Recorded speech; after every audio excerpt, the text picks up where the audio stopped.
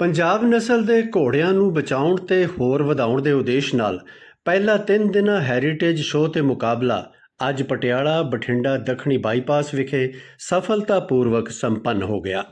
ਅੱਜ ਆਖਰੀ ਦਿਨ ਦੇ ਮੁੱਖ ਮਹਿਮਾਨ ਸਨ ਪੰਜਾਬ ਦੇ ਰਾਜਪਾਲ ਸ਼੍ਰੀ ਗੁਲਾਬ ਚੰਦ ਕਟਾਰੀਆ, ਜਿਨ੍ਹਾਂ ਇਸ ਸ਼ੋਅ ਦੀ ਭਰਵੀਂ ਪ੍ਰਸ਼ੰਸਾ ਕੀਤੀ। ਸ਼ੋਅ ਦੌਰਾਨ ਪੰਜਾਬ ਤੋਂ ਇਲਾਵਾ ਹੋਰਨਾਂ ਰਾਜਾਂ ਤੋਂ ਵੀ ਪ੍ਰਮੁੱਖ ਘੋੜਾ ਪਾਲਕਾਂ ਨੇ ਸ਼ਮੂਲੀਅਤ ਕੀਤੀ। ਦਰਸ਼ਕਾਂ ਨੂੰ ਕਮਾਲ ਦੇ ਘੋੜੇ ਵੇਖਣ ਨੂੰ ਮਿਲੇ। ਵੱਧ ਰਹੀ ਗਰਮੀ ਦੇ ਬਾਵਜੂਦ ਵੱਡੀ ਗਿਣਤੀ ਵਿੱਚ ਪਹੁੰਚੇ ਦਰਸ਼ਕਾਂ ਨੇ ਇਸ ਸ਼ੋਅ ਦਾ ਆਨੰਦ ਮਾਣਿਆ। ਇਸ ਸ਼ੋਅ ਦੇ ਮੁੱਖ ਆਯੋਜਕ ਪ੍ਰੋਫੈਸਰ ਸੁਮੇਰ ਸਿੰਘ ਸੀੜਾ ਨੇ ਸ਼ੋਅ ਦੀ ਸਫਲਤਾ ਤੇ ਖੁਸ਼ੀ ਜ਼ਾਹਿਰ ਕਰਦਿਆਂ ਕਿਹਾ ਕਿ ਉਹ ਹਰ ਸਾਲ ਹੋਰ ਵੀ ਵੱਡੇ ਪੱਧਰ ਤੇ ਘੋੜਿਆਂ ਦੇ ਸ਼ੋਅ ਤੇ ਮੁਕਾਬਲੇ करवाया करनगे। सीरा जी को सबसे ज्यादा धन्यवाद देता हूं कि आपके कारण से आज मैं भी यहाँ आपके बीच में उपस्थित हो पाया हूँ। श्री शर्मिंदर सिंह जी सचिव ये मुझसे मिले थे, इन्होंने कहा था कि ऐसा हम घोड़ों का जो है ना एक तरह से पूरा मेले की तरह से यहाँ कर रहे हैं और पंजाब की जो अच्छी ब्रीड है जिन जिन लोगों के पास है उनको हम बुलाने का प्रयास करें। आपका शर्मिंदर सिंह जी बहुत बहुत धन्यवाद। संदीप सिंह जी रंधावा अध्यक्ष किसान विकास चैम्बर, श्री सुनील कुमार जी पुरी उप मुख्य अभियंता सेवानिवृत्त और आप सब जो बड़े बुजुर्ग और भाइयों आप विराजमान हो, आप सबका भी स्वागत करता हूँ। बिना आपकी मौजूदगी के ये मेला इस रूप में नहीं पहुंच पाता। जो आपका सहयोग रहा उसके कारण से ये एक पहला प्रयास मैं सोचता हूं कि प्रोफेसर साहब ने अपने साथियों के साथ मिलकर के जो किया उसका परिणाम आप और मैं सब यहाँ देख रहे हैं। मैं सोचता हूं कि घोड़े हमारे देश की बहुत बड़ी शक्ति रही है। प्रारंभ के युद्धों में अगर कोई युद्ध में लड़ा जाता था तो घोड़ा ही उसमें सबसे बड़ा महत्वपूर्ण के रूप में काम में आता था। मैं सोचता हूं कि इतने वर्षों तक जो भारत का संघर्ष आताइयों के साथ हुआ था उसमें चाहे महाराणा प्रताप के पास हो, चाहे यहाँ रणजीत सिंह जी के पास हो, चाहे और किसी के पास हो, सारा युद्ध का संचालन करते थे वो घोड़े पर बैठ कर करते थे। तो वास्तव में एक तरह से बहादुर केवल उस पर बैठ करके युद्ध करने वाला ही नहीं होता था, बल्कि उसका घोड़ा भी उतना ही मदद करता था और उसके कारण से वो युद्ध जीतते थे। मैं सोचता हूँ जो चेतक के बारे में हमने प्रताप के जीवन में देखा कि जब उसने ऊपर चढ़ करके एक तरह से भाले से वार किया था तो उसने दोनों टांगे हाथी के ऊपर टिका दी थी और हाथी के सूंड में जो है तलवार थी तो उससे उसका एक पैर कट गया।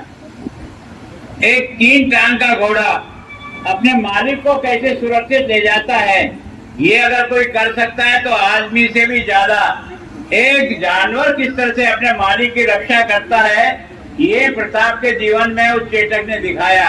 जो नाला पार करने के बाद ही उसने दम तोड़ा और जब वो दम तोड़ा था तो प्रताप ऐसे रो रहा था जैसे कोई घर का मुखिया न चला गया हो। जो घोड़ा पालक है वो भी इनको अपने बच्चों की तरह से पालते हैं और इनकी हिफाजत और हर चीज की चिंता करते हैं। मैं सोचता हूँ युद्ध में भी जब कभी भी घोड़े को कुछ लग जाती थी तो मैं सोचता हूँ कि घोड़े का जो सवार और जो बहादुर सिपाही या सैनिक होता था वो अपनी लड़ाई का सबसे बड़ा अंग अगर मानता था तो घोड़े को मानता था। लेकिन धीरे धीरे घोड़ों का ये जो हमारी ब्रीड है ये ब्रीड धीरे धीरे कमजोर होती जा रही है। इस ब्रीड को फिर से बढ़ाना चाहिए क्योंकि घोड़े की आवश्यकता आज भी है। मैं सोचता हूँ आज भी हिंदुस्तान की फौज के साथ, आज भी हिंदुस्तान के पुलिस के पास अगर घोड़ा नहीं हो तो उनको लॉ एंड ऑर्डर मेंटेन करना आसान नहीं होता है। तो मैं सोचता हूँ आज भी उसकी आवश्यकता पड़ती है। पोलो खेला जाता है तो उसमें ही घोड़ों की ताकत के आधार पर पोला जीता जाता है। तो वास्तव में और मैं सोचता हूँ कि हमारे हर धार्मिक उत्सव में भी अगर किसी भी रथ यात्रा में घोड़े सम्मिलित नहीं हो तो रथ यात्रा पूरी नहीं होती है। है ना, भगवान का भी एक तरह से आशीर्वाद मिलता है। और इसीलिए आपने कहा ना हॉर्स पावर, है ना, जो भी इंजन बनता है हॉर्स पावर नाम जो दिया ना, ये इसी घोड़े की ताकत के आधार पर हॉर्स पावर का अंकरण होता है। तो सच में वास्तव में इस की ब्रीड बचाना, और ये आज से नहीं, आपने देखा होगा कि जब आपने भगवान श्री कृष्ण का युद्ध देखा होगा तो उसमें भी आपने देखा होगा भगवान के रथ के अंदर जो घोड़े बंधे रहते थे वही रथ के आधार पर युद्ध का संचालन करते थे।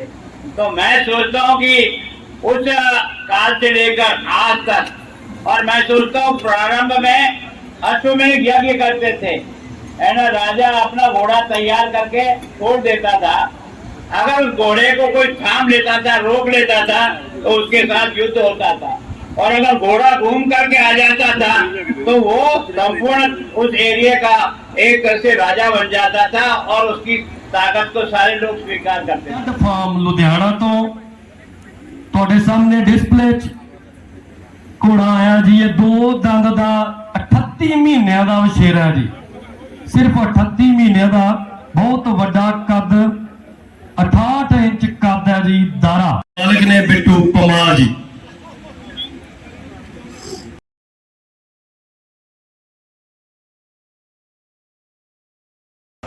ਸਾਡਾ ਜੀ ਇਹ ਹੈ ਵੀ ਜਿਹੜੀ ਪੰਜਾਬ ਨਸਲ ਹੈ ਉਹਨੂੰ ਬਚਾਉਣ ਦੀ ਕੋਸ਼ਿਸ਼ ਕੀਤੀ ਗਈ ਹੈ ਜੀ। ਪੰਜਾਬ ਦੇ ਵਿੱਚ ਮਾਰਵਾੜੀ ਸ਼ੋਅ ਹੋਣ ਲੱਗ ਗਏ ਜੀ। ਕਦੇ ਸਾਰੇ ਸ਼ੋਅ ਜਿਹੜੇ ਕੋਈ ਹੈਗੇ ਆ ਦਸ਼ਮੇਸ਼ ਪਿਤਾ ਦੇ ਨਾਂ ਤੇ, ਮਹਾਰਾਜਾ ਰਣਜੀਤ ਸਿੰਘ ਜੀ ਦੇ ਨਾਂ ਤੇ, ਦਸਵੇਂ ਪਾਤਸ਼ਾਹ ਦੇ ਨਾਂ ਤੇ, 6ਵੇਂ ਪਾਤਸ਼ਾਹ ਦੇ ਨਾਂ ਤੇ, ਉਹ ਕੀ ਕਹਿੰਦੇ ਆ ਜੀ ਮਾਰਵਾੜੀ ਸ਼ੋਅ, ਤਾਂ ਬੜਾ ਹਾਸੀ ਆਉਂਦੀ ਸੀਗੀ। ਤਾਂ ਇਸ ਕਰਕੇ ਪਹਿਲੀ ਵਾਰੀ ਜਿਹੜਾ ਹੈ first time in the history ਕਿ ਇਹ ਪੰਜਾਬ ਨਸਲ ਦਾ ਸ਼ੋਅ ਪੰਜਾਬ ਦੇ ਵਿੱਚ ਹੋ ਰਿਹਾ ਜੀ। ਤਾਂ ਅਸੀਂ ਇਸ ਵਾਰੀ ਜਿਹੜੇ ਆ ਬਹੁਤ ਚੰਗੇ ਘੋੜੇ ਤੇ ਘੋੜੀਆਂ, ਅੱਜ ਸਟੈਲੀਅਨ ਮੇਨ ਦਾ ਕੰਪੀਟੀਸ਼ਨ ਹੈ ਜੀ, ਨੁਕਰੇ ਦਾ ਚੱਲ ਰਿਹਾ ਜੀ। ਇਸ ਤੋਂ ਬਾਅਦ ਮੱਝੋ ਕੇ ਸਾਵਾ ਤੇ ਕਰਾਮਾਤੀ ਲਾਈਨ ਸ਼ਾਮ ਨੂੰ ਹੋਊਗੀ। ਕਿੰਨੇ ਕੁ ਜ਼ਿਲ੍ਹਿਆਂ ਚੋਂ ਜਿਹੜੇ ਪਾਰਟਿਸਪੈਂਟਸ ਕੱਲਾ ਆਏ? ਜ਼ਿਲ੍ਹੇ ਨਹੀਂ ਜੀ, ਕਈ ਸਟੇਟਾਂ ਤੋਂ ਘੋੜੇ ਆਏ ਆ। ਅੱਛਾ, ਉਹਦਾ ਰੀਜ਼ਨ ਬੀਇੰਗ ਪੰਜਾਬ, ਮੈਂ ਸਮਝਿਆ ਕਿਤੇ ਪੰਜਾਬ ਦੇ ਤਾਂ ਸਿਰਫ ਪੰਜਾਬ ਚੋਂ। ਨਹੀਂ, ਨਸਲ ਪੰਜਾਬ ਦੀ ਕਿਤੇ ਵਿਕ ਕੇ ਬਾਹਰ ਵੀ ਗਈ ਹੈ, ਕਿਤੇ ਹੋਰ ਗਈ ਹੈ, ਬੰਬੇ ਤੱਕ ਬੈਠੇ ਆ ਜੀ, ਗੁਜਰਾਤ ਤੱਕ ਬੈਠੇ ਆ। Okay okay. ਤੁਹਾਡੇ ਮਹਾਰਾਸ਼ਟਰ ਚ ਹੈਗੇ ਆ, ਸਾਡੇ ਰਾਜਸਥਾਨ ਦੇ ਵਿੱਚ ਸਾਡੇ ਘੋੜੇ ਕਿੰਨੀਆਂ ਆ। ਸਟੇਟਸ ਚੋਂ ਆਏ ਨੇ?